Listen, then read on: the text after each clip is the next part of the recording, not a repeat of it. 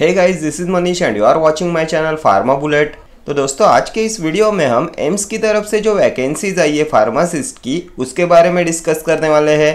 तो इसके लिए आपको जाना है एम्स की ऑफिशियल वेबसाइट पे या इस होम पेज पे आपको क्लिक करना है कॉमन रिक्रूटमेंट एग्जामिनेशन पे, CRE पे। देन इसमें आपको जाना है कॉमन रिक्रूटमेंट एग्जामिनेशन पे। यहाँ पे व्यू डिटेल्स पे क्लिक करना है। देन इसमें आपको जाना है एडवर्टीजमेंट पे। तो ये यहाँ पे ओपन हो गया इनका ऑफिशियल एडवर्टीजमेंट। यहाँ पे आप देख सकते हो common recruitment examination for AIIMS and other central government institutes और बॉडीज। यहाँ पे AIIMS, then ESIC and some other central government के वैकेंसीज के बारे में दिया गया है। D.Pharm एंड B.Pharm दोनों इन वैकेंसीज के लिए अप्लाई कर सकते हैं। ऑनलाइन एप्लीकेशन स्टार्ट हो चुका है 7 जनवरी 2025 से। एप्लीकेशन करने का लास्ट डेट होने वाला है 31 जैन 2025। 31 जनवरी अप टू 5 PM आप अप्लाई कर सकते हो।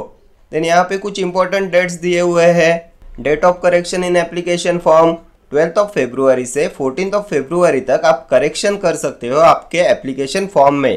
देन यहाँ पे डेट ऑफ एग्जामिनेशन भी दी गई है 26 फरवरी से लेके 28 फरवरी तक आपका एग्जामिनेशन होने वाला है।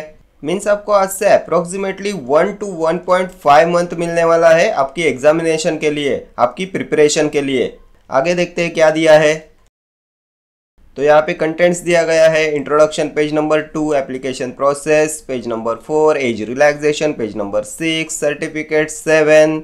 देन यहाँ पे एप्लीकेशन फीस दी है पेज नंबर 11 पे। Date and centre of examination 12th number page पे है। तो डिटेल में एक बार देख लेते हैं। तो ये यहाँ पे सभी इंस्टीट्यूशंस का नाम दिया है एंड उनकी वेबसाइट्स दी गई है। ये यहाँ पे है आपका एप्लीकेशन प्रोसेस। इस ऑफिशियल वेबसाइट पे जाके आपको ऑनलाइन एप्लीकेशन करना है। Application only through online mode. ये यहाँ पे आपका एज रिलैक्सेशन है। SC/ST के लिए 5 इयर्स का एज रिलैक्सेशन है। OBC के लिए 3 इयर्स, PWBD के लिए 10 इयर्स।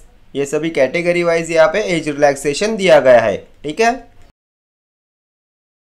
देन ये यहाँ पे आ गई आपकी एप्लीकेशन फीस।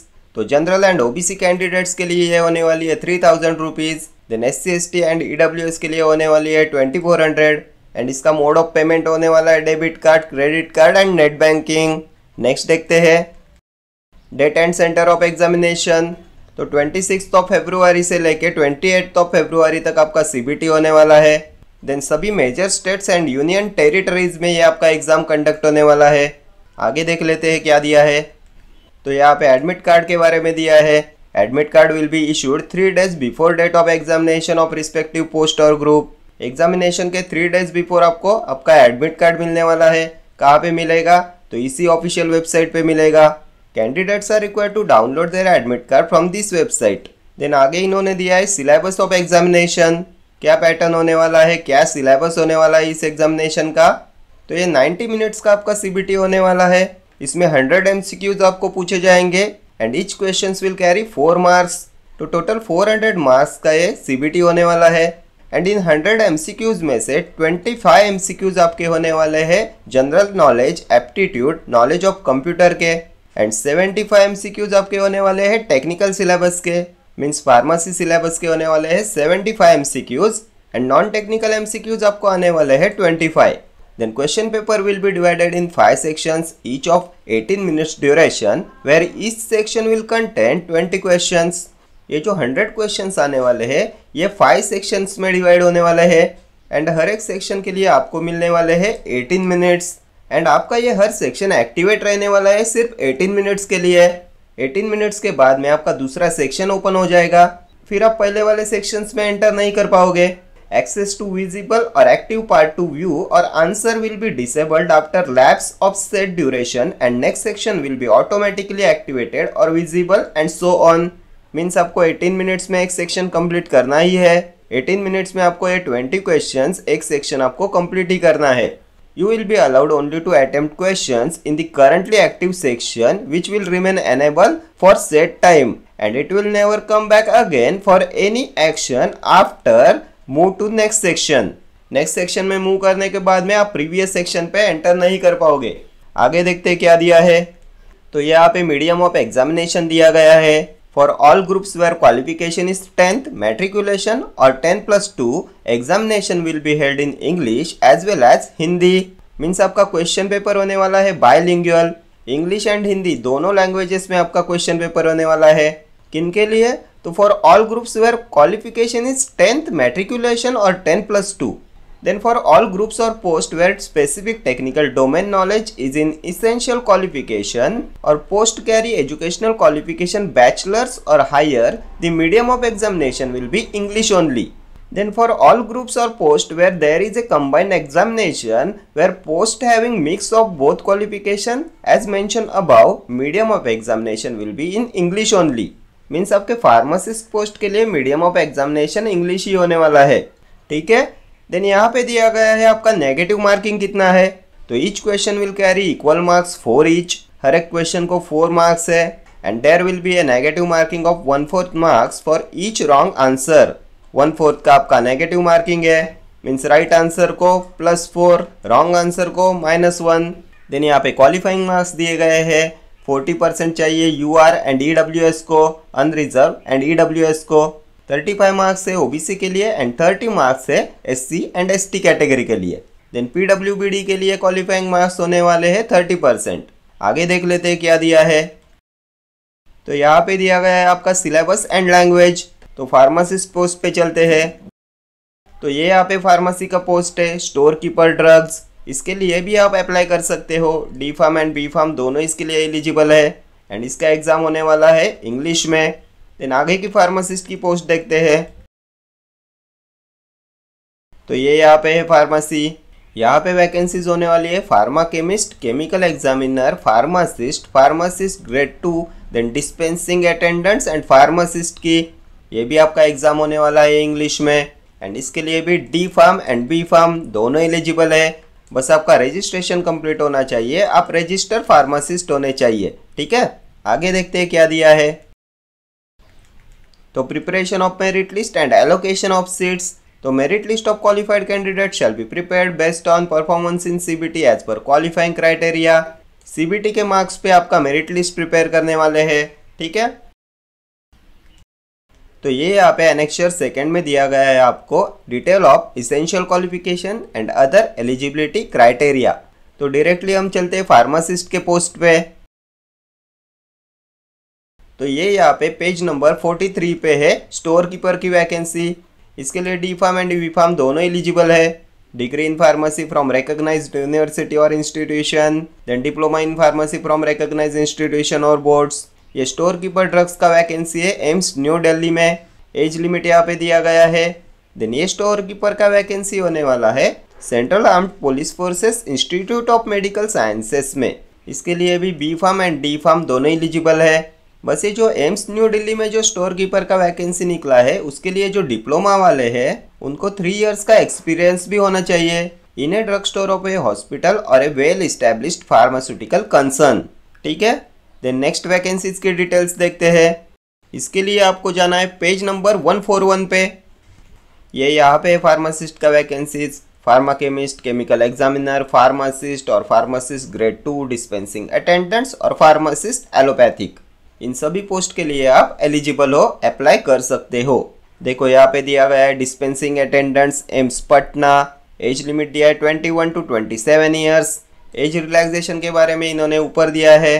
देन क्वालिफिकेशन क्या चाहिए इसके लिए? तो diploma in pharmacy and should be registered pharmacist under pharmacy act 1948।